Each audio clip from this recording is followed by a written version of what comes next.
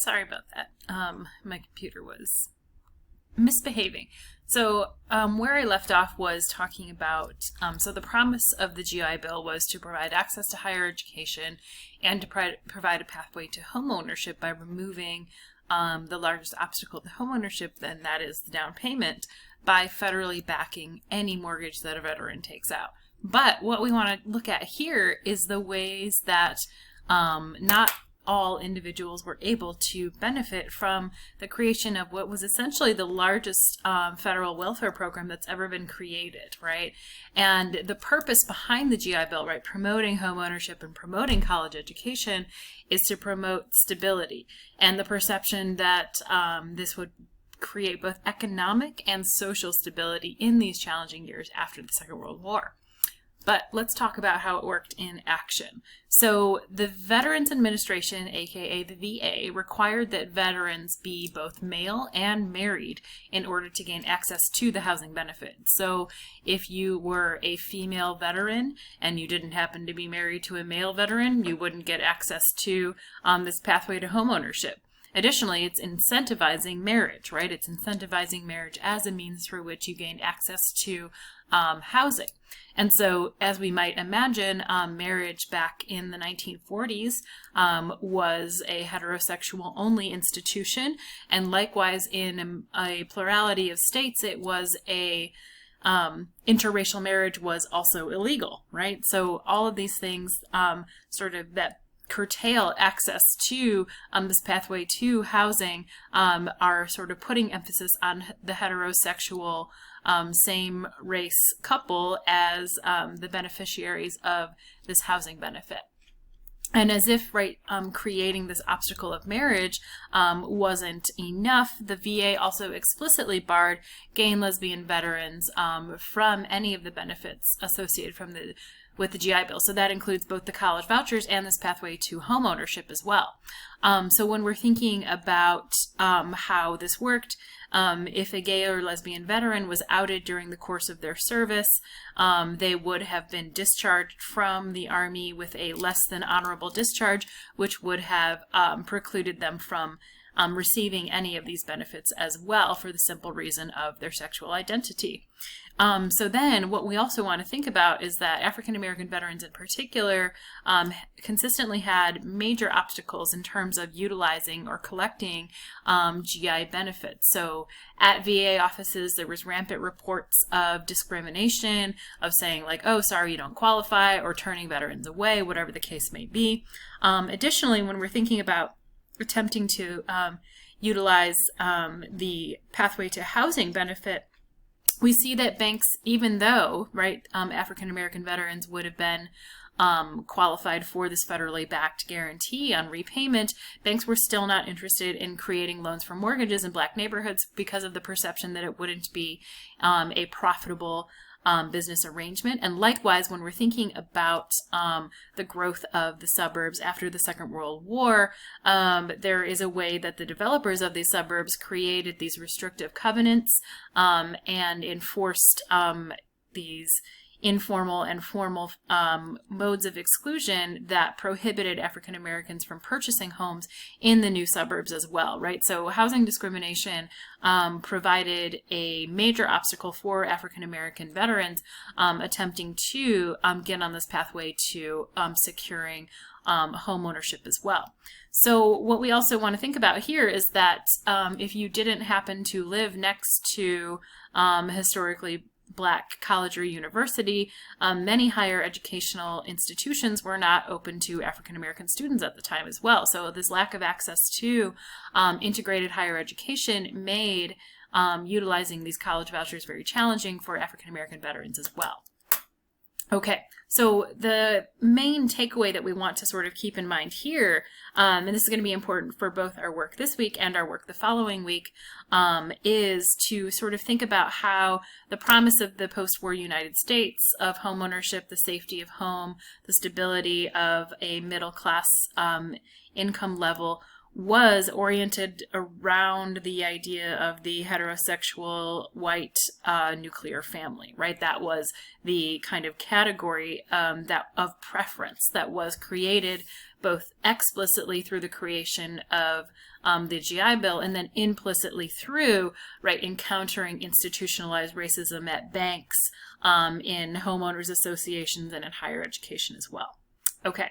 So when we're thinking about homeownership, the other thing we want to talk about, and this is an image of the suburbs that grow during this era. So this is Lakewood down here in Southern California, and this is Levittown on the East Coast. So what we see happening is that lots of former farmland is being transformed into new suburbs, right? As real estate becomes this new way of differently valuing land and, right, cashing in on this entire group of individuals that previously wouldn't have been able to purchase homes and participating in this kind of growth of wealth around real estate more generally as well. Okay, so some of the other projects that we see coming out of the growth of the suburbs that responds to this growth and the ability to get on this pathway to homeownership for a certain sector of the American population is the growth of the interstate system. So the interstate system both connects suburbs to cities where a lot of folks worked, and then additionally the interstate system was also viewed from a national defense perspective, that if the United States was in fact invaded or subjected to a nuclear attack, the interstate system would be a mode for moving troops and evacuating cities as well. So that's sort of framed from two perspectives in that way. Okay, so then why is the United States promoting homeownership as a means through which to promote social and economic stability? So what happens when you buy a house? You got to buy a bunch of stuff, right? What happens when you live in the suburbs and not in the city? You got to get a car if you're not on a train line, right? This is a really large and expensive commodity that becomes central to the growth and development of the American economy after the Second World War. You purchase a home, you then are purchasing the appliances for that home, right? It's this it's a money pit to a certain extent, becoming a homeowner, right? That's how people kind of describe it, that once you purchase a home, then you become a very good consumer of products, and that in turn stimulates the economy. And then if we're thinking about the value of homeownership, right, this idea that what does it mean to kind of promote economic stability on the individual household level, access to homeowning is a way to develop intergenerational wealth, right? A form of wealth that you can pass on to your family. And so if we reflect on what we talked about a moment ago, in terms of who was most able to access the benefits of the GI Bill, including this pathway to homeownership, we are thinking about how it is folks that are white and folks that are heterosexual are able to build wealth across generations.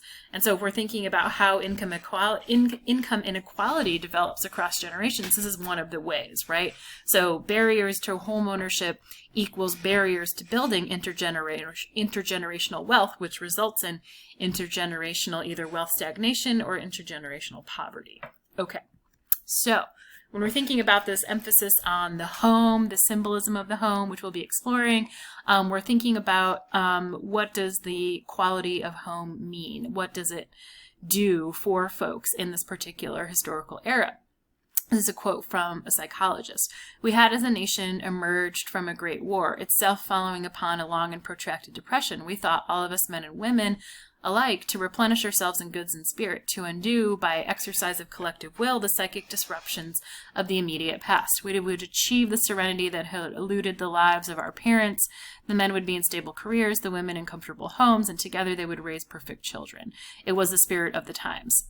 Okay, so this psychologist writing around the mid-20th century in the United States is describing a couple of things. One, that consumerism, right, replenishing ourselves in goods and spirits would be this kind of way of making ourselves whole again. Secondly, right, we also see the way that this kind of recurrence of a conservative sense of gender roles, women in comfortable homes and men in stable careers, right, is imagining that stability looks like a patriarchal family structure with a woman at home and a man at work, right? So we want to kind of keep that in mind, as it is in direct contrast to the experiences of women during the Second World War entering the workforce in great numbers. So file that away. And then the other thing that's going on in and against the backdrop of creating the serene sense of home life is this constant kind of conversation around the threat of the Cold War, right? And so when we're talking about the threat of the Cold War, we're thinking about this threat from the outside and this threat from the inside.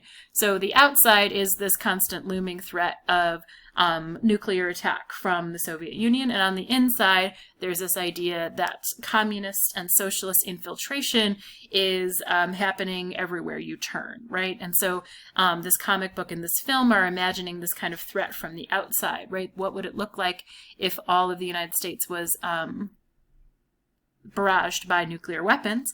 And then on the other hand, these are